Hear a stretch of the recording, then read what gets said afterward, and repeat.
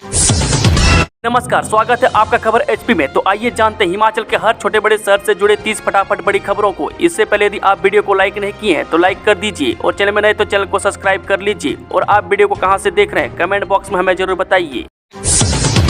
हिमाचल सरकार ने जारी की 2026 की 24 राजपत्रित छुट्टियों की अधिसूचना। महिला कर्मचारियों के लिए 3 विशेष अवकाश।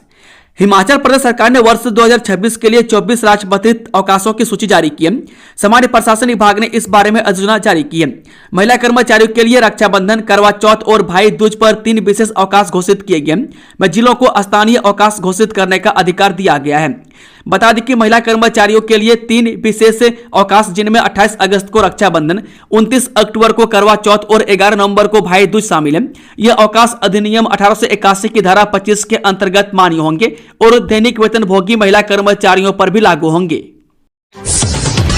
स्कूल शिक्षा बोर्ड ने जारी किया शेड्यूल। 3 मार्च से शुरू होंगी 10वीं 12वीं कक्षा की वार्षिक परीक्षाएं। हिमाचल प्रदेश स्कूल शिक्षा बोर्ड ने शैक्षणिक सत्र 2025-26 के लिए 10वीं और 12वीं कक्षा यानी कि नियमित और राज्य मुक्त विद्यालय की वार्षिक परीक्षाओं की तिथियां घोषित कर दी है। बोर्ड अध्यक्ष डॉक्टर राजेश शर्मा ने परीक्षा और मूल्यांकन का पूरा शेड्यूल जारी कर दिया है। बता दें कि बोर्ड द्वारा जारी शेड्यूल के अनुसार दोनों कक्षाओं की लिखित परीक्षाएं 3 मार्च 2026 से शुरू होंगी। 10वीं की परीक्षाएं 28 मार्च तक चलेंगी, जबकि 12वीं की परीक्षाएं 1 अप्रैल तक जारी रहेंगी।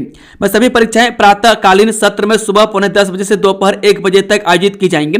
इससे पहले छात्रों की प्रायोगिक परीक्षाएं की प्रैक्टिकल एग्जाम 20 फरवरी से 28 फरवरी तक संपन्न करवाई जाएंगी।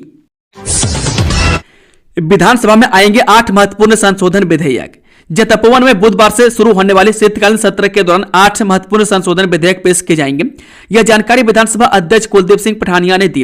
उन्होंने बताया कि इस दौरान जीएसटी में संशोधन से लेकर निर्वाचित प्रतिनिधियों के वेतन और भत्तों में संशोधन, Himachal Pradesh goods and services tax यानी कि दूसरा संशोधन विधेयक 2025, कानून संख्या 37/2025, हिमाचल प्रदेश विधानसभा सदस्य भत्ते और पेंशन संशोधन विधेयक 2025, कानून संख्या 38/2025, मंत्रियों के वेतन और भत्तों, हिमाचल प्रदेश संशोधन विधेयक 2025, कानून संख्या 39/2025, हिमाचल प्रदेश विधानसभा के स्पीकर और उप स्पीकर के वेतन संशोधन विधेयक 2025, कानून संख्या 40/2025, हिमाचल प्रदेश से कुछ वस्तुओं की सड़क मार्ग द्वारा परिवहन कराधान संशोधन विधेयक 2025, कानून संख्या 41/2025, हिमाचल प्रदेश नगर निगम संशोधन विधेयक 2025, कानून संख्या 42/2025, हिमाचल प्रदेश लोकतंत्र प्रहरी सम्मान यानी कि रद्दीकरण विधेयक 2025, कानून संख्या 43/2025 और हिमाचल प्रदेश नगर पालिका संशोधन विधेयक 2025, कानून संख्या 44/2025 शीतकालीन सत्र के दौरान सदन में प्रस्तुत किए जाएंगे। एमडीएस अंतिम वर्ष का परीक्षा परिणाम घोषित। डेंटल कॉलेज शिमला ने मारी बाजी, पहले दोनों स्थान के नाम। जी Atal medical and research university Nerchowk Mandi द्वारा अक्टूबर 2025 में आयोजित एमडीएस अंतिम वर्ष की परीक्षा का परिणाम घोषित कर दिया गया। परिणाम में डेंटल कॉलेज शिमला के विद्यार्थियों ने शानदार प्रदर्शन करते हुए संयुक्त मेरिट लिस्ट में पहले दोनों स्थान हासिल किए। पब्लिक हेल्थ डेंटिस्ट्री विभाग की छात्रा डॉक्टर नितिका ने 90% अंक हासिल कर प्रथम स्थान प्राप्त किया। इसी विभाग की छात्रा डॉक्टर गोसिनी ने 84% अंकों के साथ द्वितीय स्थान प्राप्त कर कॉलेज का नाम रोशन किया। मेधावी छात्राओं ने पहली सफलता का श्रेय अपने अध्यापकों के मार्गदर्शन और मेहनत को दिया। यह जानकारी पब्लिक हेल्थ डेंटिस्ट्री विभाग के आचार्य एवं विभागाध्यक्ष डॉक्टर विनय भारद्वाज ने दी। अभी भी बीएड कॉलेजों में रह गई 1335 सीटें खाली। हिमाचल प्रदेश विश्वविद्यालय ने निजी बीएड कॉलेजों में खाली सीटों को भरने के लिए open on spot offline counselling आयोजित की। वे बीएड की प्रवेश परीक्षा देने वाले और प्रवेश परीक्षा न देने वाले दोनों को ही बीएड में प्रवेश के लिए इन सीटों को ओपन कर दिया गया था। वह काउंसलिंग के दूसरे दिन मंगलवार को बीएड की केवल 277 सीटें ही भरी गई। वह पहले दिन 1046 के करीब सीटें भरी गई थी। वह विश्वविद्यालय द्वारा आयोजित की गई open on spot online counselling में 2 दिनों में कुल 1323 सीटें ही भरी गई है। बता दें कि ऑन स्पॉट ऑफलाइन काउंसलिंग के बाद भी कॉलेजों में 1335 के करीब सीटें खाली हैं। विश्वविद्यालय के शिक्षा विभाग के विभागाध्यक्ष डॉक्टर चमन लाल ने यह जानकारी दी। इस शिमला के इस उपनगर में 29 नवंबर से 16 जनवरी 2026 तक ट्रैफिक रहेगा बंद, जानिए शेड्यूल।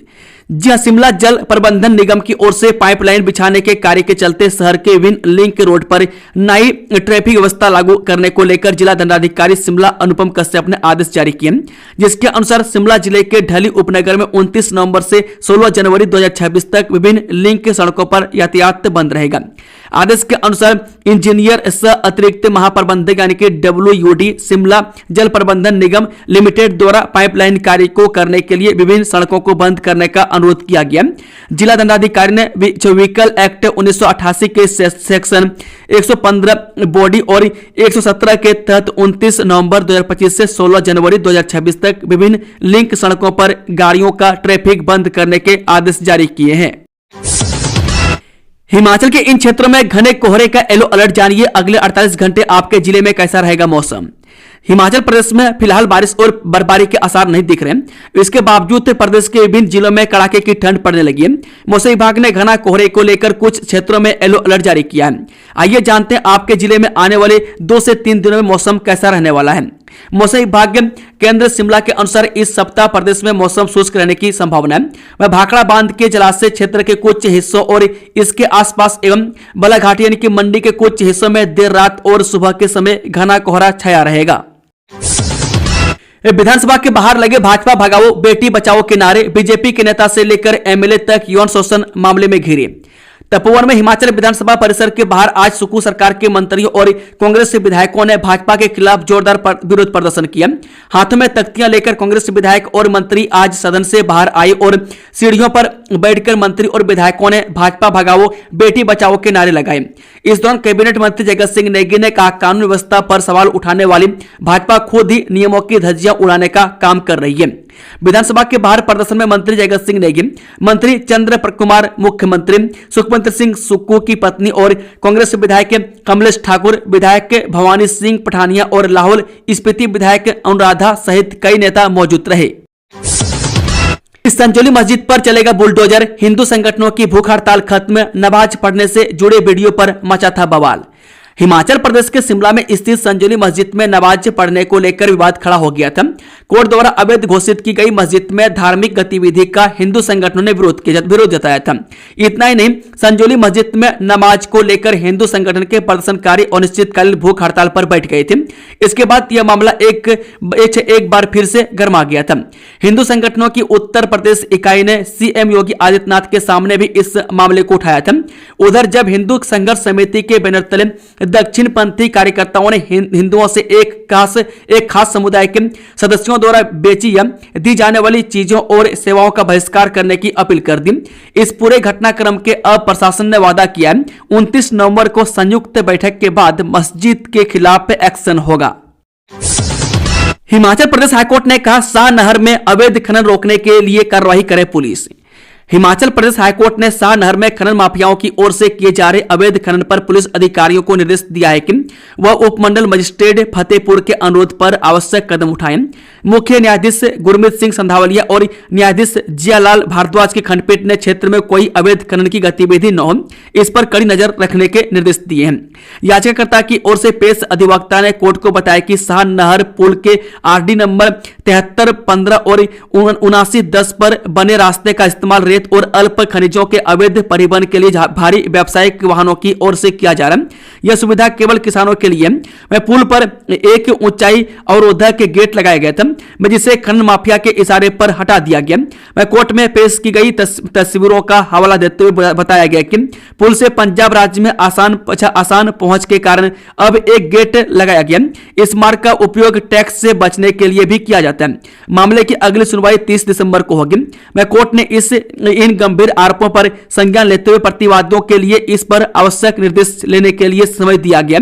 इसको लेकर हाईकोर्ट में एक जनहित याचिका दायर की गई है, जिस पर न्यायालय ने यह आदेश दिए हैं। विधायक रणधीर शर्मा बोले, जब बच्चे स्कूल जा रहे हैं तो अभिभावक क्यों नहीं आ सकते वोट देने। विधानसभा की कार्रवाई शुरू होते ही भाजपा की ओर से प्रदेश में पंचायती राज और शहरी निकाय के चुनाव टालने और चुनाव आयोग से सरकार के टकराव विषय को लेकर नियम 67 के तहत काम रोको प्रस्ताव लाया गया। विधायक रणधीर शर्मा ने कहा कि मुख्यमंत्री के बयानों और अफसरों को दिए जा रहे निर्देशों से लगता है कि चुनाव टाले जा रहे हैं। चुनाव आयोग जैसी संवैधानिक संस्था से भी टकराव की स्थिति बनी हुई है। इससे लोकतंत्र को खतरा हो गया। वह कांग्रेस के एक बड़े नेता संविधान की किताब लेकर घूमते हैं, लेकिन उनकी ही पार्टी की सरकार संविधान का उल्लंघन कर रही है। चुनावों को लेकर असमंजस की स्थिति बनी हुई है। वह चुनाव आयोग की ओर से शुरू की गई प्रक्रिया में सरकार व्यवधान डाल रही है। इस कारण ही आयोग को राजभवन पहुंचना पड़ा है। उन्होंने कहा कि पंचायतों के पुनर्गठन को लेकर गलत फैसले लिए जा रहे हैं। अपने लोगों को लाभ देने के लिए मनमाने तरीके से पुनर्गठन हो रहे हैं। पर रणधीर शर्मा ने कहा कि प्रदेश में डिजास्टर एक्ट लागू होने का हवाला दिया जा रहा है। स्कूल और आंगनबाड़ी केंद्रों में जब बच्चे जा रहे हैं तो उनके अभिभावकों को वोट देने में क्या परेशानी हो सकती है। नेता प्रतिपक्ष जयराम ठाकुर बोले, हार के डर से पंचायत चुनाव टालने का प्रयास कर रही कांग्रेस सरकार। जी हां, पूर्व मुख्यमंत्री और नेता प्रतिपक्ष जयराम ठाकुर ने कहा कि सरकार हार के डर से पंचायत चुनाव टालने का प्रयास कर रही है। बुधवार को नियम 67 के तहत चर्चा में भाग लेते हुए जयराम ठाकुर ने मुख्यमंत्री सुखविंदर सिंह सुक्खू पर पलटवार करते हुए कहा कि सिर्फ कहने से संविधान के रक्षक नहीं बन सकते, व्यवहारिक के तौर पर पालन भी करना होगा। टालने से चीजें नहीं सुधरती और अधिक बिगड़ जाती है। मुख्यमंत्री को स्थितियों का सामना करने की आदत डालनी चाहिए। हिमाचल सरकार ने 3 HAS अधिकारियों के किए तबादले, जाने किन्हें कहां मिली नियुक्ति। हिमाचल प्रदेश सरकार ने हिमाचल प्रशासनिक सेवा के 3 अधिकारियों के नए तबादले और तैनाती को मंजूरी दी है। मैं केलांग जिला लाहौल स्पीति में MDM व प्रोजेक्ट डायरेक्टर DRDA तैनात कुनिका को SDM बाली चौकी जिला मंडी नियुक्त किया गया। वहीं विचित्र सिंह को बीते दिनों बाली चौकी में SDM लगाया गया था। अब संशोधित आदेशों के तहत केलांग में SDM लगाया गया। मेराम शहर जिला सोलन में सहायक आयुक्त यानी कि राजस्व और तहसीलदार के तौर पर बबीता धीमान को नियुक्त किया गया था। अब नए आदेशों के अनुसार इन्हें सहायक आयुक्त और तहसीलदार घुमारवी जिला बिलासपुर में नियुक्त किया गया। घुमारवी के वर्तमान तहसीलदार के संबंध में आदेश राजस्व विभाग द्वारा अलग से जारी किए जाएंगे। पंचायत चुनावों में देरी करने पर विपक्ष ने लाया स्थगन प्रस्ताव, सरकार ने भरी हामी। तपोवन में हिमाचल की 14वीं विधानसभा का शीतकालीन सत्र आज से शुरू हो गया। वह 5 दिसंबर तक चलने वाले सत्र के दौरान कई मुद्दों पर तपोवन तपेगा। इस सत्र में कुल 8 बैठकें होंगी। पहले दिन सदन में प्रश्नकाल में गतिरोध पैदा कर विपक्ष ने पंचायतों के चुनाव में देरी करने पर सारा काम रोककर स्थगन प्रस्ताव लाया। इस पर हंगामा होने की आशंका थी, पर सरकार ने चर्चा के लिए हामी भर दी। मुख्यमंत्री ने कहा कि संविधान की सबसे बड़ी रक्षक कांग्रेस पार्टी है। महिलाओं के लिए पंचायती राज संस्थाओं में कांग्रेस ने आरक्षण का प्रावधान किया। मैं सरकार कानून के अनुसार सरकार कार्य कर रही है। मैं सीएम ने कहा कि कानून की परिधि में रहकर पंचायत चुनाव करवाएंगे। पूर्व भाजपा सरकार ने अपने शासनकाल में शिमला नगर निगम के चुनाव 9 महीने देरी से करवाए।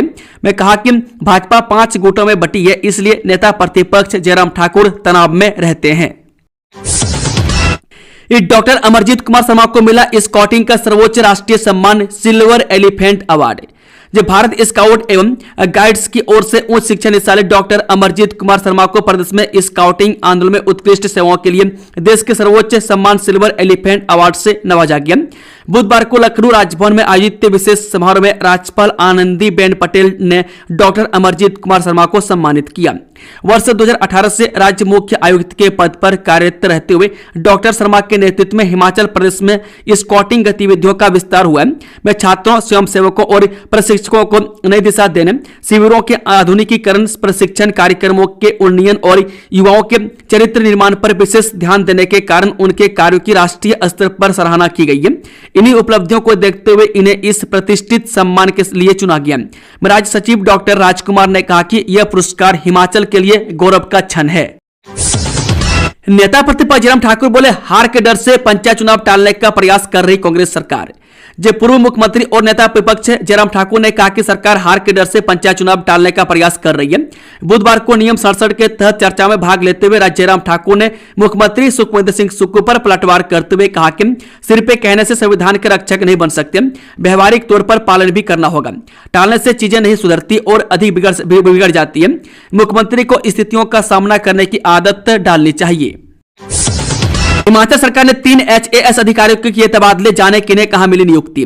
हिमाचल प्रदेश सरकार ने हिमाचल प्रशासनिक सेवा के 3 अधिकारियों के नए तबादले और तैनाती को मंजूरी दी है। मैं केलांग जिला लाहौल स्पीति में MDM व प्रोजेक्ट डायरेक्टर DRDA तैनात कुनिका को SDM बाली चौकी जिला मंडी नियुक्त किया गया। विचित्र सिंह को बीते दिनों बाली चौकी में SDM लगाया गया था। अब संशोधित आदेशों के तहत केलांग में SDM लगाया गया। मेराम शहर जिला सोलन में सहायक आयुक्त और तहसीलदार के तौर तौर पर बबीता धीमान को नियुक्त किया गया था। अब नए आदेशों के अनुसार इन्हें सहायक आयुक्त और तहसीलदार घुमारवीं जिला बिलासपुर में नियुक्त किया गया। घुमारवीं के वर्तमान तहसीलदार के संबंध में आदेश राजस्व विभाग द्वारा अलग से जारी किए जाएंगे। हिमाचल पंचायत चुनाव पर सरकार व आयोग में टकराव, इलेक्शन कमीशन बोले नहीं हटेगी आचार संहिता की धारा, 31 जनवरी से पूर्व होना है मतदान। हिमाचल प्रदेश में पंचायत चुनावों को लेकर राज्य निर्वाचन आयोग पूरी तरह से तैयार है। आयुक्त अनिल खाची ने कहा कि सरकार का सहयोग मिलने पर समय पर चुनाव कराए जा सकते हैं। मैं सीमाओं में बदलाव न करने को लेकर लगाई गई आचार संहिता 12.1 को नहीं हटाया जाएगा। मैं आयोग उच्च न्यायालय में अपना पक्ष मजबूती से रखेगा। प्रदेश में 31 जनवरी से पहले चुनाव होने हैं। हिमाचल विधानसभा सत्र के बीच डिप्टी सीएम क्यों रवाना हुए दिल्ली, हाल ही में दिए 2 बयानों के बाद चर्चाएं तेज। हिमाचल प्रदेश में विधानसभा सत्र के दौरान उप मुख्यमंत्री का दिल्ली दौरा राजनीतिक चर्चा का विषय बन गया। उनके हालिया बयानों के बाद इस यात्रा को लेकर अटकलें तेज हो गई है। राजनीतिक गलियारों में इस घटनाक्रम को लेकर उत्सुकता बनी हुई है कि उप मुख्यमंत्री का दिल्ली दौरा किस उद्देश्य है। नगर निगम मेयर का कार्यकाल 5 साल होगा, विक्रमादित्य की अनुपस्थिति में विधानसभा में अध्यादेश पेश। हिमाचल प्रदेश में नगर निगम के मेयर का कार्यकाल अब 5 साल का होगा। यह अध्यादेश विधानसभा में विक्रमादित्य सिंह की गैर मौजूदगी में पेश किया गया। में सरकार का मानना है कि इस फैसले से नगर निगम में स्थिरता आएगी और विकास कार्यों को बढ़ावा मिलेगा। इस अध्यादेश के मुख्य उद्देश्य मेयरों को निश्चित कार्यकाल प्रदान करना है। बता दें कि शहरी विकास मंत्री विक्रमादित्य सिंह की अनुपस्थिति में शिक्षा मंत्री रोहित ठाकुर ने सदन में इस अध्यादेश को पेश किया। अभी तक नगर निगम में महापौर व उप महापौर का कार्यकाल 2.5 साल का है, जिसे बढ़ाकर 5 वर्ष करने के लिए अध्यादेश लाया है। गगन एयरपोर्ट पर महिला कबड्डी विश्व कप विजेता टीम का जोरदार स्वागत।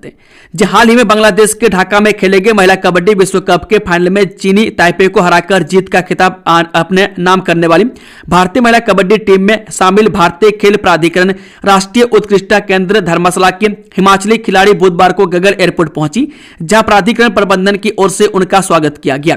साथ ही धर्मशाला पहुंचने पर भी विश्व कप विजेता टीम में शामिल इन तीनों हिमाचली खिलाड़ियों का स्वागत किया गया। जानकारी के अनुसार विश्व कप विजेता कबड्डी महिला टीम में धर्मशाला के भारतीय खेल प्राधिकरण केंद्र से सिरमौर जिले की कबड्डी खिलाड़ी पुष्पा राणा बतौर उप कप्तान शामिल रही। हिमाचल के जनजातीय इलाकों में शीतलहर व निचले इलाकों में घने कोहरे का अलर्ट। राज्य में अब कोहरे की मार, शुष्क ठंड और जनजातीय इलाकों में भीषण शीतलहर का प्रकोप बना हुआ है। राज्य में नवंबर माह में पहले ही 92% कम वर्षा हुई है, जबकि इस माह बारिश व बर्फबारी के कोई आसार नजर नहीं आ रहे हैं। जबकि प्रदेश में 2 दिसंबर को मौसम साफ और शुष्क बना रहेगा। मौसम विभाग ने अगले 2 दिनों तक मैदानी और निचले हिस्सों में सुबह शाम घने कोहरे का येलो अलर्ट जारी किया। बुधवार सुबह बिलासपुर, मंडी व सुंदरनगर में घना कोहरा छाया रहा, जबकि गुरुवार और शुक्रवार को भाखड़ा बांध के जलाशय क्षेत्र के कुछ हिस्सों व बल्ह घाटी मंडी के कुछ हिस्सों में सुबह के समय घना कोहरा छाया रहने की संभावनाएं है। पॉक्सो एक्ट में फंसे बीजेपी विधायक के खिलाफ कांग्रेस का हल्ला बोल, विधानसभा परिसर में किया प्रदर्शन।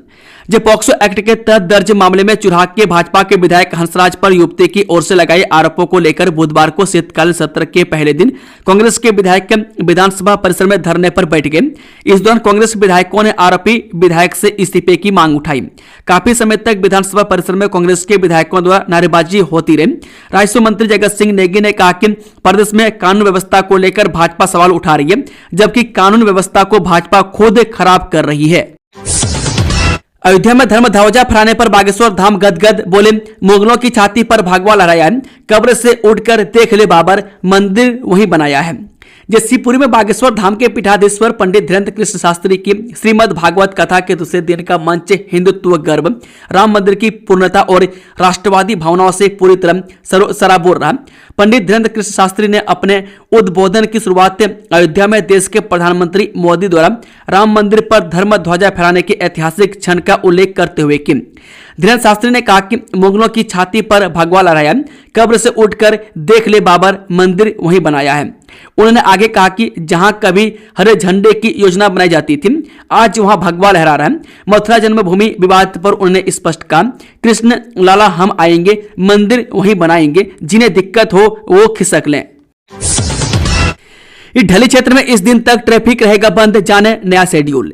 ये शिमला जल प्रबंधन निगम की ओर से पाइपलाइन बिछाने के कार्य के चलते शहर के विभिन्न लिंक रोड पर नई ट्रैफिक व्यवस्था करने के आदेश जिला दंडाधिकारी शिमला अनुपम कश्यप ने यहां जारी किए।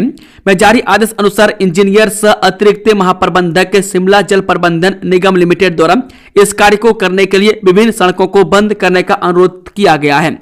जिला दंडाधिकारी ने व्हीकल एक्ट 1988 के सेक्शन 115 और 117 के तहत 29 नवंबर 2025 से 16 जनवरी 2026 तक विभिन्न लिंक सड़कों पर गाड़ियों का ट्रैफिक बंद करने के आदेश जारी किए। आदेश अनुसार ढली टनल वेस्ट पोर्टल से भट्टाकुपर राष्ट्रीय राजमार्ग 29 नवंबर से 15 दिसंबर 2025 तक, ढली टनल वेस्ट पोर्टल से सेमेट्री रोड तक 15 दिसंबर से 29 दिसंबर 2025 तक और ढली टनल सब्जी मंडी के पास से ढींगू माता मंदिर मार्ग 29 दिसंबर 2025 से 16 जनवरी 2026 तक बंद रहेगा। इन मार्गों पर सुबह 11 बजे से शाम 4 बजे तक और शाम 6:30 बजे से शाम 7:30 बजे तक ट्रैफिक बंद रहेगा। हिमाचल के कर्मचारियों के NSDL में जमा 12,000 करोड़ लौटाए केंद्र। दिल्ली के जंतर मंतर में देश भर के सभी सरकारी कर्मचारियों के लिए पुरानी पेंशन योजना बहाल किए जाने की मांग को लेकर बुधवार को आयोजित प्रदर्शन में हिमाचल के कर्मचारियों के NSDL में जमा 12,000 करोड़ रुपए वापस लौटाए जाने का मामला भी जोर शोर से गूंजा। न्यू पेंशन स्कीम कर्मचारी महासंघ, एम्प्लॉयज एसोसिएशन तथा national movement for old pension scheme के आह्वान पर हुए इस प्रदर्शन में हिमाचल से भी बड़ी संख्या में कर्मचारियों ने उपस्थिति दर्ज करवाई।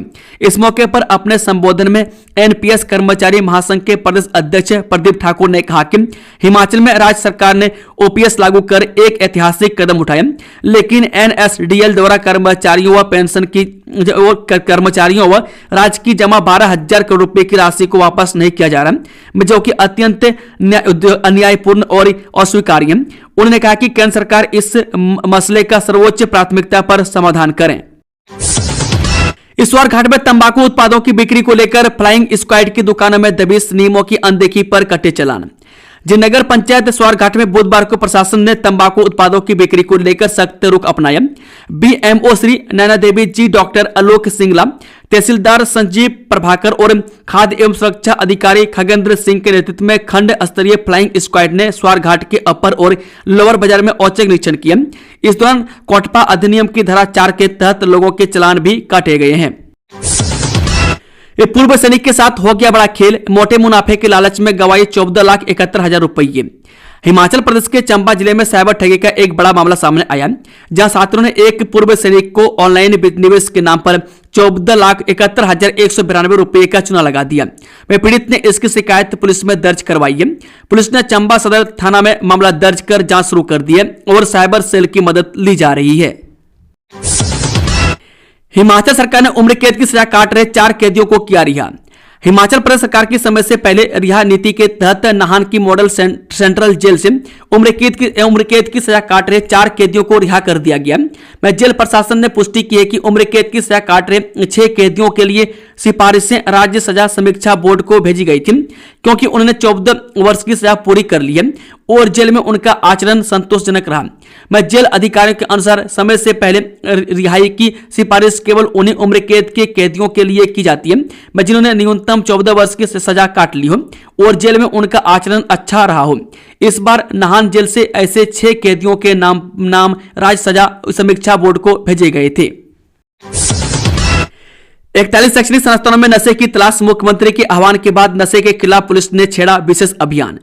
मुख्यमंत्री द्वारा 15 नवंबर को प्रारंभ की गई प्रदेश व्यापी एंटी चिट्टा ड्राइव के अंतर्गत नशा मुक्त हिमाचल के संकल्प को और अधिक सुदृढ़ करने हेतु हिमाचल प्रदेश पुलिस द्वारा मंगलवार को पूरे प्रदेश में शैक्षणिक संस्थानों में एंटी ड्रग प्रवर्तन हेतु विशेष अभियान संचालित की गई। इस अभियान का मुख्य उद्देश्य शैक्षणिक परिसरों, छात्रावासों एवं इनके आसपास के क्षेत्र में नशा मुक्त वातावरण सुनिश्चित करना तथा युवाओं को नशे की किसी भी चुनौती से सुरक्षित रखना था। अभियान के दौरान प्रदेश के सभी जिलों में शैक्षणिक संस्थानों के परिसरों में समकालिक तलाशी अभियान बुधवार सुबह 7 से शाम 4 बजे तक चलाए गए। यह तलाशी संस्थानों के प्रबंधन एवं कार्य कर्मचारियों के सक्रिय सहयोग से पारदर्शी और व्यवस्थित रूप से की गई है। दोस्तों, खबर का सिलसिला समाप्त होता है। अगर जानकारी पसंद आई तो वीडियो को लाइक, शेयर, चैनल को सब्सक्राइब जरूर कर ले। Thank you, all the best, जय हिंद,